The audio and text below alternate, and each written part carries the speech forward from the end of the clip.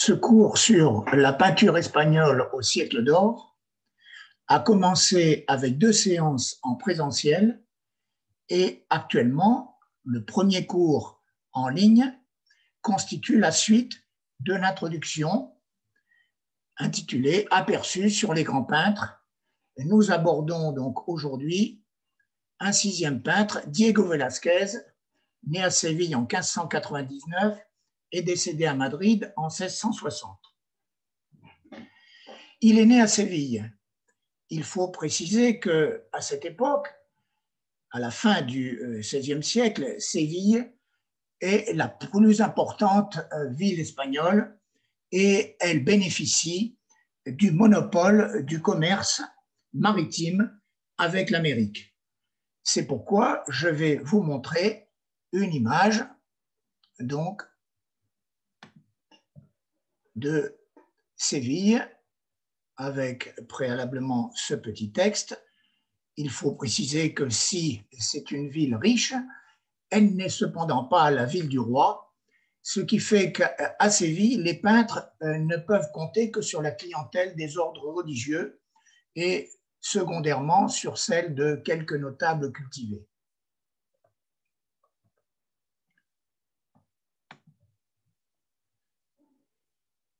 Vous allez voir une vue de Séville dont je vous donne présentement les références.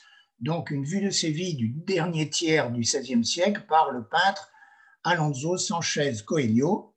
C'est un tableau tout en largeur qui se trouve au Musée d'Amérique à Madrid.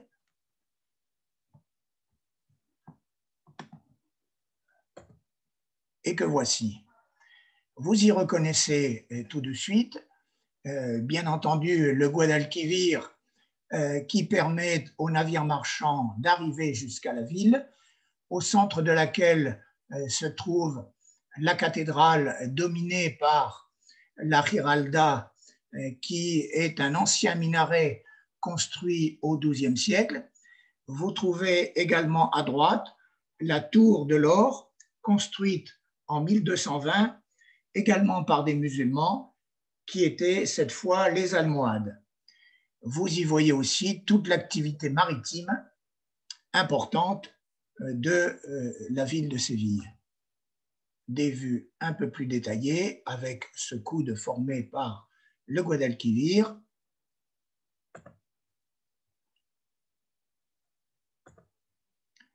Mais revenons à Velázquez.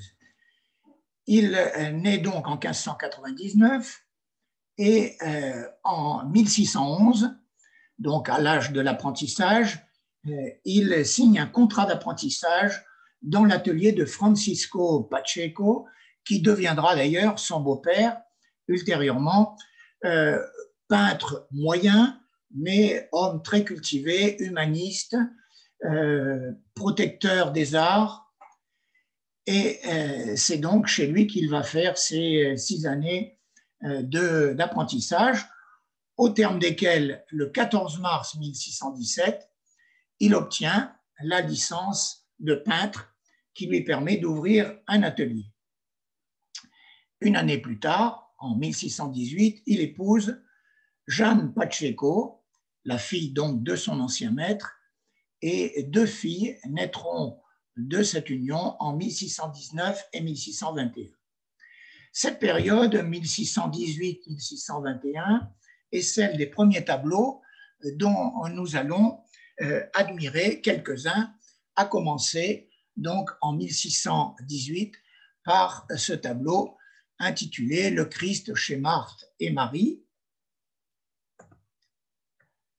Ces premiers tableaux sont parmi les peu nombreux tableaux religieux, puisque, comme je vous l'ai dit, à Séville, on ne peut pas espérer de commande royale. Et voici donc ce tableau dans lequel on voit tout de suite qu'il y a une multiplication des espaces. On peut dire d'ailleurs que ce tableau peut être divisé en 3 parties. À gauche, les 2 femmes, dont l'une est en train d'activer le mortier. À droite, sur la table, nous avons une nature morte qui fait partie des nombreuses peintures espagnoles sous le terme de bodégone. Et puis au fond, nous avons une scène évangélique qui est celle de Marthe et Marie dans leur maison accueillant le Christ. Et donc, nous allons regarder les différentes parties de ce tableau pour détailler un peu la scène qui justifie ce titre. On retrouve d'ailleurs dans d'autres tableaux de Velázquez le visage de la vieille dame, avec ce mélange du sacré et de la vie quotidienne, ce qui se trouve aussi dans d'autres éléments de bodégone chez d'autres peintres et qui vient principalement de la peinture hollandaise. Nous avons ici donc dans la partie droite du tableau le premier plan avec les œufs et les poissons qui sont le symbole des premiers chrétiens, puisque en grec, poisson se dit ictus, I-C-H-T-U-S, et ces 5 lettres constituent les initiales des 5 mots signifiant Jésus-Christ, Fils de Dieu Sauveur. Autre symbole, celui des œufs, qui sont un symbole de résurrection. Et nous allons maintenant nous concentrer sur la scène qui est au fond du tableau, mais qui constitue le sujet de ce tableau, qui est celui donc de la réception du Christ par Marthe et Marie, les sœurs de Lazare. Marthe fait le service et se plaint auprès du Christ de ce que sa sœur Marie, qui est assise aux genoux du Christ, ne l'aide pas dans ce service. Elle demande donc au Christ de lui enjoindre en quelque sorte d'aider sa sœur. Mais à cela, le Christ répond, tout ceci se trouve dans l'évangile de Luc au chapitre 10, versets 38 à 42. Le Christ répond donc, c'est Marie qui a choisi la meilleure part, elle ne lui sera pas enlevée. Le Christ affirme ainsi la primauté de la vie contemplative sur la vie active. Il ne faut pas se laisser envahir par la vie matérielle. Tout ceci est mis dans la règle de saint Benoît qui, depuis plus d'un millénaire, régit de nombreux monastères par l'équilibre entre la prière et le travail.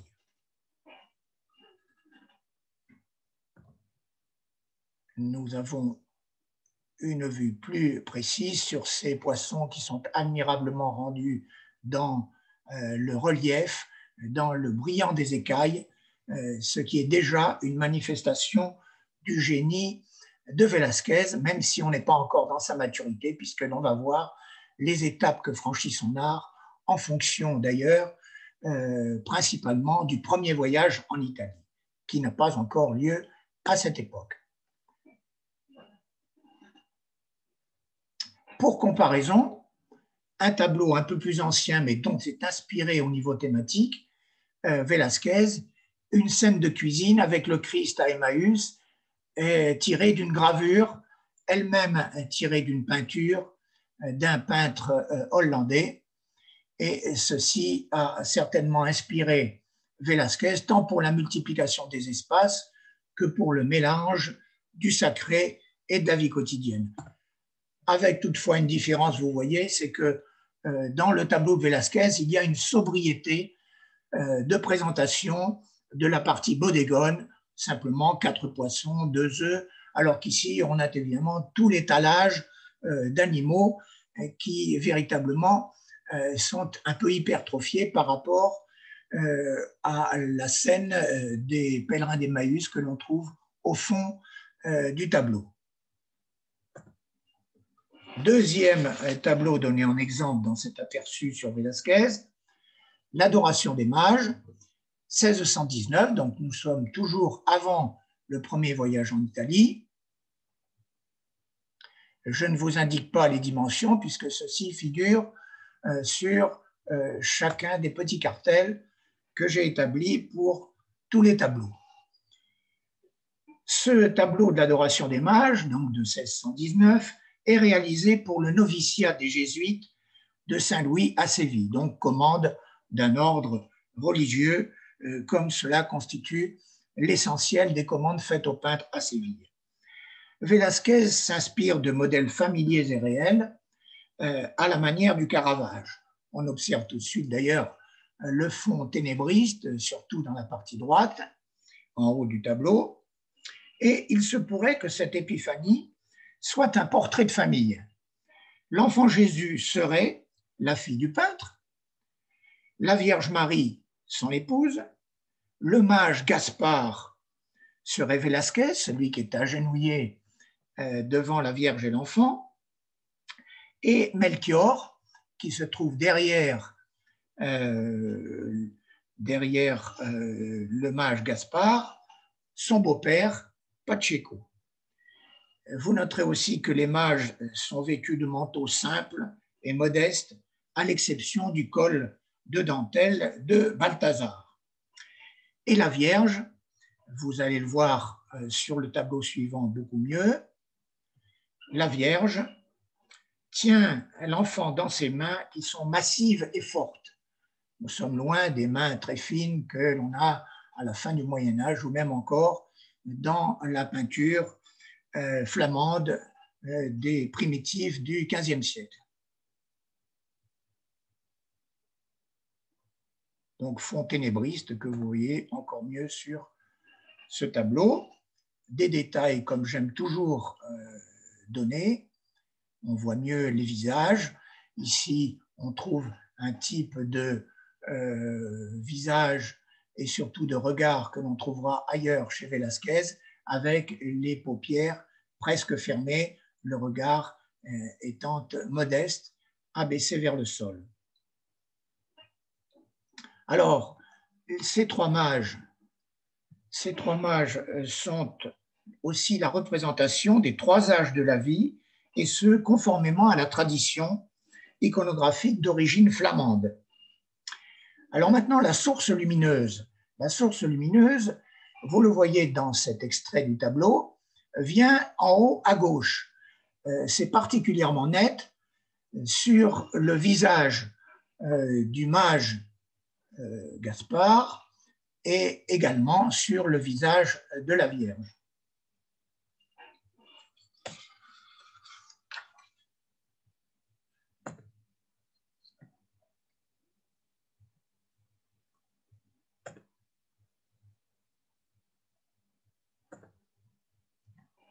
Troisième tableau, le marchand d'eau, en espagnol, El Aguador.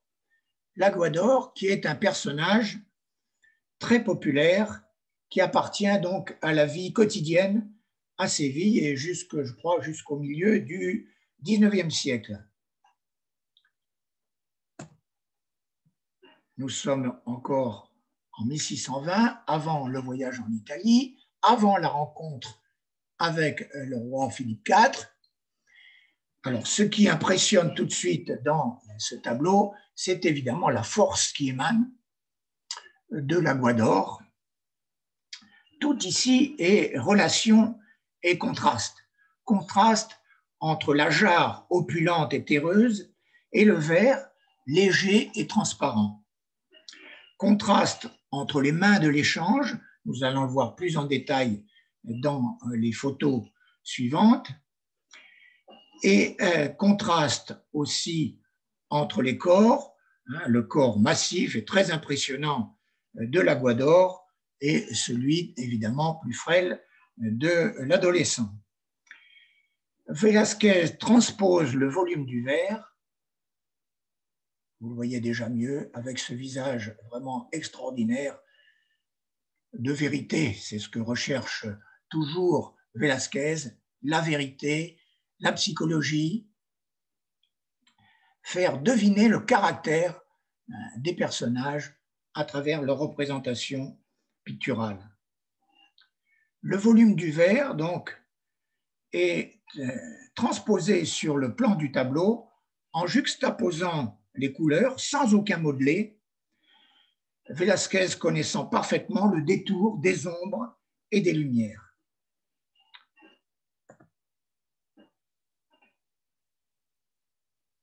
Là aussi, nous voyons bien le contraste entre la jarre et le verre.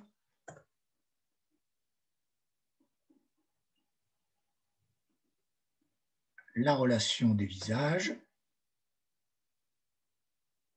avec ce personnage qui est en arrière-plan et qui est évidemment juste suggéré.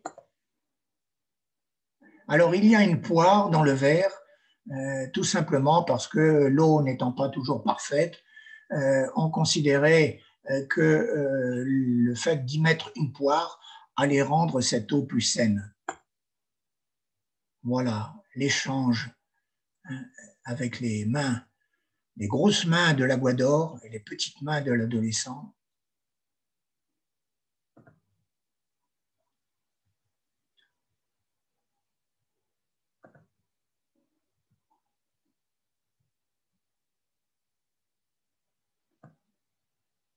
Alors ce tableau de l'Aguador appartenait à l'aumônier du roi et plaisait à la cour avec son allure aristocratique de ce personnage très impressionnant de l'Aguador.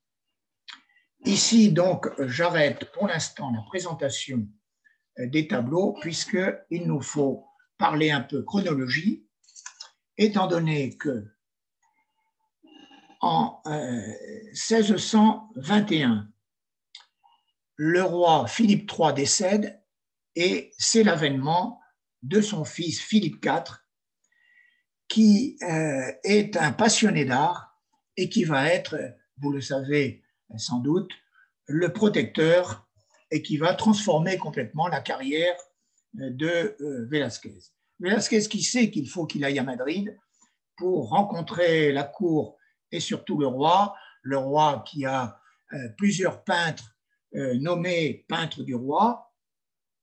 Il fait un premier séjour, Velázquez, en 1622 à Madrid. Il visite l'Escorial, évidemment, très important à cause des peintures qui y ont été réalisées, mais il ne parvient pas à rencontrer le roi.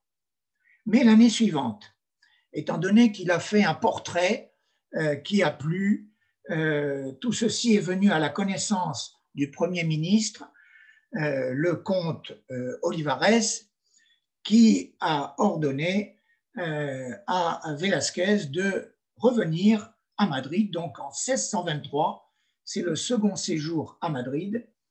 Et là, il rencontre le roi le 30 août. Il réalise presque en suivant l'exécution de son portrait. Ce portrait plaît beaucoup au roi. Et quelques mois plus tard, le 6 octobre 1623, Velázquez est nommé peintre du roi. Il l'est avec 5 autres, mais il est nommé peintre du roi. C'est le début de l'ascension de sa carrière, qui sera donc celle de celui qu'on appelle le peintre du roi.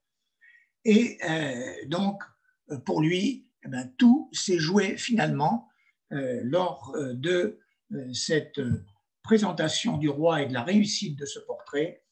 Il est donc devenu peintre du roi et nous évoquerons quelques étapes de son ascension. Mais quelques années suivantes, dans les années qui suivent, 1628 est une date importante puisque Rubens, le peintre le plus connu en Europe, arrive à Madrid. Il vient pour une mission diplomatique, mais en fait, celle-ci avorte pour des raisons qui ne nous intéressent pas ici. Mais il vient quand même avec des tableaux qu'il montre au roi et il rencontre Velázquez. Il comprend le génie de Velázquez et il lui donne des conseils. Parmi ces conseils, on en retiendra 2. Il dit que, à son avis, Velázquez devrait davantage éclaircir sa palette, donc sortir un peu du ténébrisme qui était quand même très à la mode dans la peinture espagnole dans ce premier tiers du XVIIe siècle. Et puis, il lui conseille, et c'est peut-être le plus important, il lui conseille d'aller en Italie pour parfaire sa culture picturale. Et finalement, c'est ce que va faire Velázquez, puisque le 23 août 1629, Velázquez arrive en Italie. Il va bien entendu à Venise, où il aura l'occasion de voir des tableaux du Titien auxquels il portera toujours une très grande admiration, et il séjourne à Rome pendant un an. Il revient à Madrid au début de 1631 et avant de vous montrer les tableaux qui se trouvent dans cette période postérieure au premier voyage en Italie, il faut préciser que durant la période 1630-1635, eh bien, un important chantier est réalisé à l'initiative royale à l'est de Madrid, c'est le palais royal du Buen Retiro, dans lequel vont être aménagées des galeries dans lesquelles le roi va vouloir installer beaucoup de tableaux, et notamment beaucoup de tableaux de Velázquez. Donc, voici 3 tableaux qui se situent dans cette période 1635-1645, après le retour d'Italie. Et d'abord, ce tableau, la reddition de Breda, qui est un très grand tableau. Notez les dimensions, 3,7 m sur 3,67 m. La reddition de Breda, datable donc 1634-1635, c'est le plus grand tableau peint par Velázquez et c'est l'un des plus parfaits tableaux de guerre de toute l'histoire de l'art. Cette composition raconte la remise symbolique des clés de la cité de Breda le 25 juin 1525. Remise des clés par le gouverneur hollandais Justin de Nassau au commandant des brigades flamandes de l'Espagne, Ambrosio de Spinola, le vainqueur. Mais quelques années après ce tableau, en 1639, puisque ce tableau lui-même a été réalisé pratiquement 10 ans après la scène qui y est évoquée. En 1639, la ville de Breda fut reconquise par les Hollandais et définitivement perdue pour l'Espagne.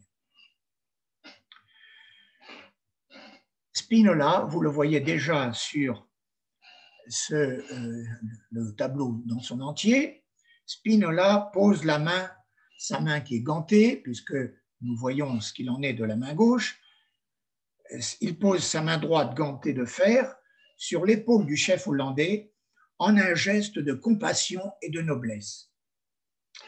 Velázquez semble ainsi illustrer la pièce de théâtre de Calderón de la Barca, de l'époque à peu près de cette bataille, dans laquelle Spinola dit à Nassau, au moment de recevoir les clés, « Justin, je les reçois et connais votre vaillance, que la valeur du vaincu donne renom au vainqueur. » La scène est divisée en 3 parties, 2 parties principales, mais en réalité 3 parties. À gauche, les vaincus s'écartent pour le passage de leur chef qui va remettre les clés. Au centre, les 2 commandants. Au-dessus d'eux, le champ de bataille. Et à droite, les vainqueurs aux lances dressées des célèbres tercios de l'armée espagnole. Voyons maintenant les détails de cette remise des clés. Spinola porte le bâton de commandement, bien sûr, et vous voyez que l'attitude et les visages des personnages veulent montrer leur caractère chevaleresque. Il ne s'agit pas d'humilier le vaincu, mais au contraire de l'honorer parce qu'il a été vaillant.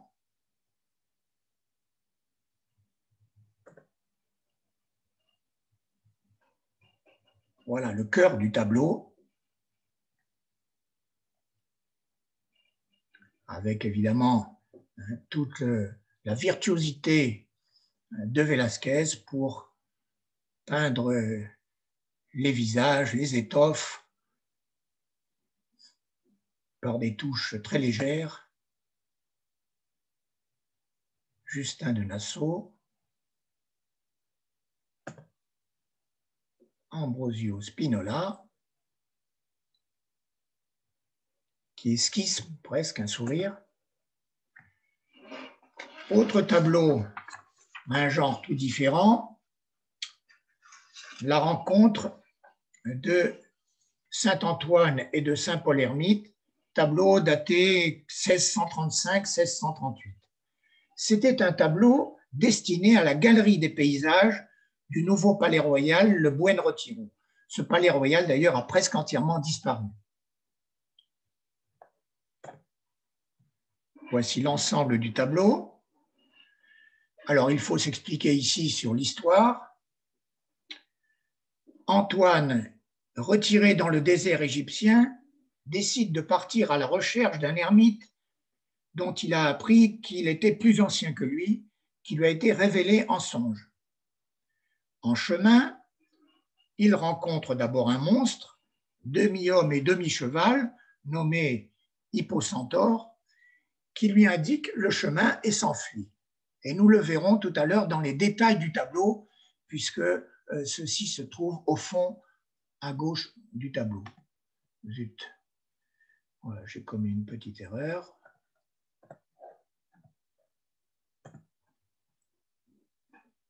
De manipulation. Et donc, après cette première rencontre, il rencontre un second monstre avec des cornes au front et des pieds de chèvre, que nous verrons également dans le détail. Après 2 jours de marche et de prière, une faible lueur lui indique la grotte, en bas à droite, derrière Saint-Paul, qui est Saint-Paul l'Ermite, rien à voir avec Saint-Paul des Épîtres. Et il découvre la grotte, donc où vivait l'ermite vénérable, mais Saint-Paul ne consentit à ouvrir la porte de sa demeure qu'après une demi-journée de supplication de la part de Saint-Antoine. Et après avoir prié ensemble, vous le voyez sur le tableau, et on verra plus en détail, après avoir prié ensemble, les 2 ermites s'assirent, ils sont assis ici, et un corbeau qui est au-dessus leur apporta un pain pour leur repas. Et puis Saint-Paul, sentant sa fin proche, demande à Saint-Antoine d'aller lui chercher le manteau de Saint-Athanase, autre saint du désert égyptien, afin de l'y ensevelir. Mais à son retour, Saint-Antoine trouva Saint-Paul mort, en bas à gauche, dans l'attitude de la prière. Il vit alors 2 lions s'approcher et gratter la terre pour faire une fosse à l'ermite défunt. C'est ce que nous allons voir dans les détails de ce tableau. Déjà un petit peu plus près, nous voyons déjà mieux lorsque Saint-Antoine se penche sur le cadavre de Saint-Paul en prière et la partie arrière du lion qui est en train de gratter nous est assez visible et on aperçoit un peu la grotte à l'extrémité droite. Voilà. Alors, ce qui est très important dans ce tableau, c'est effectivement la réalisation, la perfection du paysage, puisque cette histoire a pour cadre, dans ce tableau, un des plus beaux paysages de l'art baroque. Nous allons voir mieux dans la photo suivante. Je cite Odile Delenda, qui a écrit un magnifique livre sur la peinture religieuse de Velázquez. La minceur des couches colorées de plus en plus claires et légères donne à cette toile des transparences d'aquarelle. Elle écrit aussi, toujours Odile Delenda, les tonalités délicates de vert bleuté et de brun grisé paraissent dissoutes dans une lumière solaire. Velázquez a retenu les effets de transparence de la peinture de paysage qu'il a observée lors de son séjour en Italie. Alors ici, nous voyons mieux les éléments du récit. Je ne fais pas de manipulation. Au fond à gauche, dans un méandre de la rivière, nous avons le premier monstre, l'Hippocentaure, et puis un peu plus près, nous avons ce monstre aux cornes et aux pieds de chèvre. Et puis à droite, nous voyons mieux l'entrée de la grotte.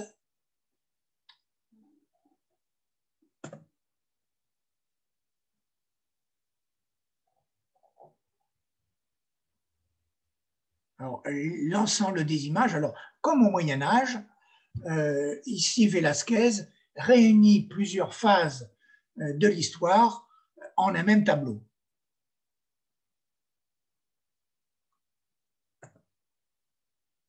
Et voilà le fond du tableau avec les deux monstres, l'Hippocentaure au fond et puis ce personnage qui ressemble à un diable avec ses pieds de chèvre et ses cornes.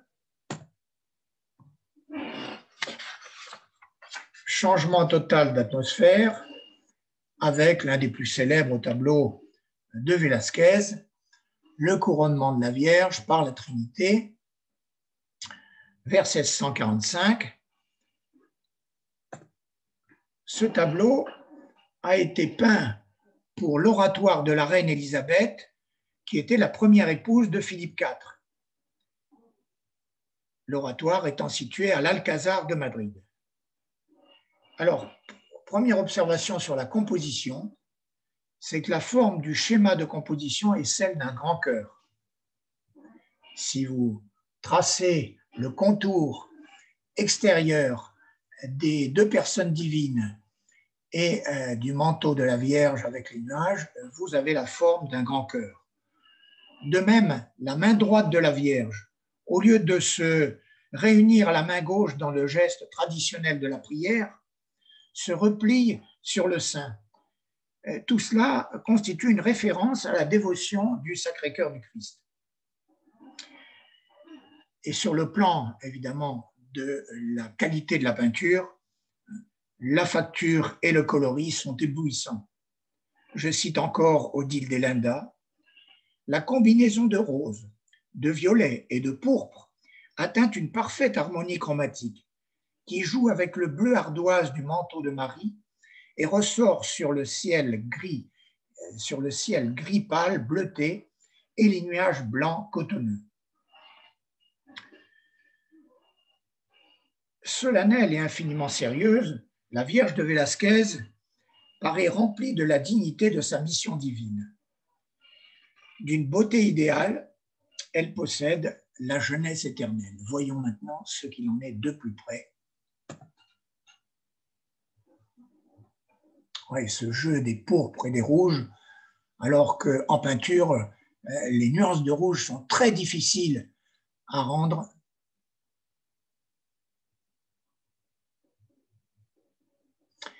L'origine iconographique du couronnement de la Vierge remonte au IIe siècle, mais ce n'est que plus tard mais quand même avant la fin du Moyen-Âge, que le couronnement a été très souvent représenté par la Sainte Trinité et non pas par le Christ seul. Observez ici que la couronne de la Vierge est une couronne de fleurs et non pas une couronne royale, comme on le voit le plus souvent.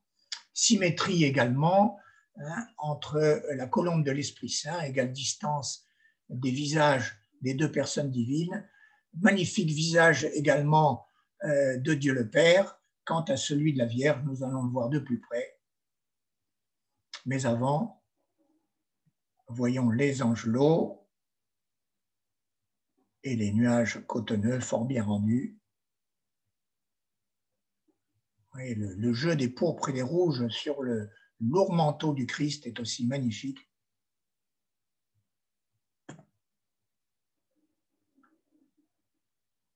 Remarquable visage de Dieu le Père. Et concentrons-nous maintenant sur cette attitude de la Vierge qui en même temps peut presque esquisser une danse et avec son visage. C'est là qu'on voit que la légèreté des touches, quand on le regarde de près et que l'on recule ensuite, on se rend compte de la réussite parfaite de Velázquez pour donner la vérité dans ce qui, de très très près, peut paraître un peu quelquefois désordonné. Magnifique visage de la Vierge aux paupières abaissées, un peu comme on l'avait vu tout à l'heure déjà dans un autre tableau. Alors, je voulais faire des comparaisons. Encore une vue des Angelots. Deux tableaux à comparer sur le même sujet, qui sont des tableaux célèbres également, car c'est un thème évidemment qui a été utilisé par de nombreux grands peintres. D'abord, Enguerrand en carton, 1453, qui est un tableau très célèbre, que voici, où le sujet général est plus vaste, évidemment, c'est un petit peu un jugement dernier, mais concentrons-nous sur la partie centrale. La différence déjà, indépendamment de l'époque, puisque il y a plus de 2 siècles entre les tableaux, eh bien, les deux visages ici des personnes divines sont identiques parce que dans le contrat, eh bien, c'est ce qu'a demandé pour respecter la règle théologique de l'égalité des personnes divines. Le commanditaire a demandé que les visages du Père et du Fils soient absolument identiques. Et le visage de la Vierge, que vous voyez moins bien puisque je ne peux pas vous donner des détails pour chaque tableau, est dans un tout autre style également magnifique et très digne lui aussi. Tableau que l'on peut davantage encore comparer avec celui de Velázquez, qui est celui donc du Gréco, qui est donc beaucoup plus proche et où on retrouve déjà la forme du cœur avec des couleurs complètement différentes, évidemment, et dans un style qui est absolument sans aucune comparaison, chacun étant un génie, mais à sa manière. Alors, avant de vous parler du tableau suivant, je voudrais... Bon, mais je crois que je vais... Excusez-moi, mais je pense que les 40 minutes sont déjà largement dépassées, et donc je vais m'arrêter ici et je reprendrai le cours avec ce tableau. Et donc, je vous donne rendez-vous pour le prochain cours dont la date vous sera donnée par le secrétariat de l'UTL. Je vous remercie.